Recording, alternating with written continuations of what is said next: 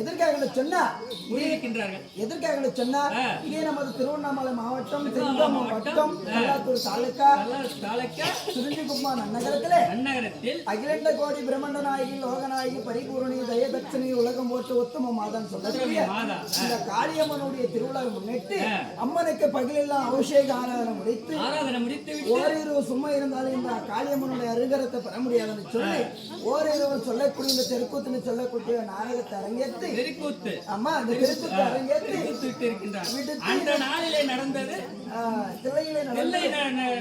தில்லை கூத்து. அம்மா நம்ம அதை பார்த்து தெருவில் நடவதால் நமக்கு தெருக்கூத்து தெருக்கூத்து விட்டு இருக்கின்றார். அம்மா அப்படி விட்டு இந்த மக்கள் எல்லாம் இந்த இரவு ஓரிரவு கண்விழித்தது உண்டான அம்மனாகப்பட்டவள் அருள் செல்வம் பொருள் செல்வம் சொல்லக்கூடிய 32 செல்வங்கள் அழைப்பார் என்று சொல்லி இன்னவர்கள் எல்லாம் இந்த கதையை மகாபாரத கதையாகப்பட்டதை இந்த கதையை கண்விழித்து பார்த்தால் நம்மளுக்கு வாராத செல்வம் வர தீராத விலைகள் தீரும் இந்த கதைகளை கண்விழித்து பார்த்து கொண்டிருக்கின்றார். அம்மா அன்று வந்து தெய்வ கூடும் போது தேவ சபை இன்று இந்த கலியுகத்தில் இங்க கூடியிருக்கக்கூடிய மக்கள் சபை. அதனால் மக்கள் கூடிய மக்கள் சபை காந்தியால் தோற்றுவிக்கப்பட்டது மாபெரும் மக்கள் சபை. அந்த மக்கள் சபையாகப்பட்டது இங்கு கூடியிருக்கின்றது. இந்த மக்கள் சபைக்கு முன்பதாக வந்திருக்கின்றேன். யார் என்று அறிந்தார்? ஆண்டவன் உன்னுடைய அடியானாகப்பட்டோம் நான். நீ யாரு, நீ ஏன் வந்திருக்கிற, உன் பெயர் என்பதை நான் அறிவேன். எனக்கு தெரியும். இந்த சபையில் அமர்ந்திருக்கக்கூடிய மக்களுக்கு தெரியாது. நான் தெரிவித்தால் பாடலால் பாடிய பாட்டத்தை விளக்கம் சொன்ன நீ யார் என்பதை அறிவார்.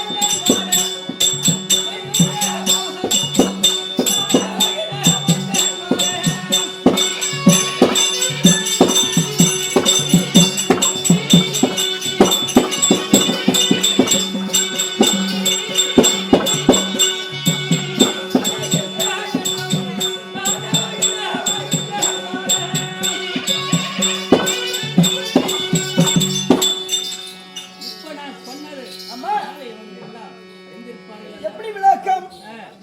வாசுதேவருக்கும் தேவகி அம்மாவுக்கும் 8வது மகனாக பிறந்தாய். எதற்காக பிறந்தேன் என்றால் முன்னொரு நாளில் என்னுடைய அம்மா தேவகி மீது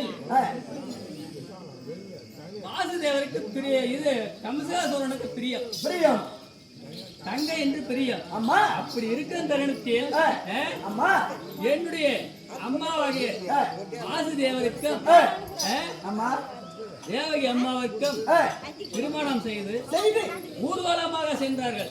வனவேடிக்கையாக சென்றார்கள். தேவர் மூவரெல்லாம் அஞ்சும்படி வான வேடிக்கையும் எல்லாம் இது பண்ணி சென்றார்கள். அப்ப செல்லும் போது வானத்தில் ஆகாயவாணி என்ன தெரிவித்தாள் என்றால், அடியே கம்சகாசுரா, உன்னுடைய தங்கை திருமணத்தை இவ்வளவு ஆலோகமாக சிறப்பாக போகின்றாயே, நீ வான வேடிக்கையும் நீ பண்றக்கூடிய அட்டகாசமும் தேவரையில தாங்க முடியாது. உன்னுடைய தங்கைக்கு 8வது மகன் பிறப்பான். அந்த குழந்தையால் உனக்கு அழிவு என்று சாபம் கொடுத்திருக்கின்றது. அப்ப யோசித்தார், நமக்கு வந்து தங்கைக்கு 8வது மகன் அங்கதானே நம்ம அழிவு கிடையாது.